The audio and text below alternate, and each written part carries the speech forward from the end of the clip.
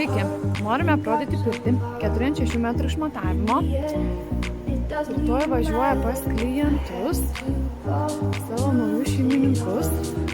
Noriu paminėti, kad visa gamyba individuali, gaminama taip, ko reikia klientui. Išorė iškalta eglės šiauštomis dailylentėmis. Dailylentės dažytos 2 kartus, vieną kartą prieš surinkimą, kitą kartą surinkus pirtį.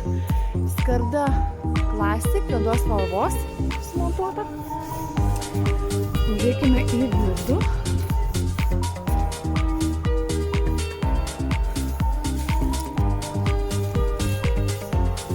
Viduje apšvietimas, kaip pageidavo klientai, juodos spalvos. Juodos spalvos taip pat ir štriniai lizdai, jungtukai. Ši siena nebaigta, klientų pageidavimus, pats ją baiginėsis. Žiūrėkime į sauną.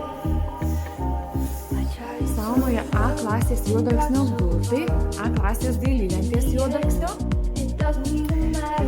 Standartiškai pas mus krosnelė kalvo, kur čia krosnelė šiek tiek kita, klientas pageidavo su didesne talpos žmonėm.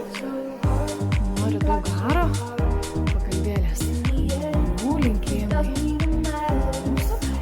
Saunoje trapas sumontuotas. Čia dušo patalpa, jinai neįrengta, ją ir įsirenginės pats klientas, kaip ir minėjau, gamyba individuali. Tai tikrai išsiaiškinėm visus poreikius, pagaminame taip, kaip pageidauja klientas. Vamzdynai visi išvedžioti mūsų, paruošta elektros instaliacija, viskas. Prieš pirtis abu klasės dailylentė eglės, impregnuota, labai šiltintos sienos 10 cm, o stogas ir grindys 15.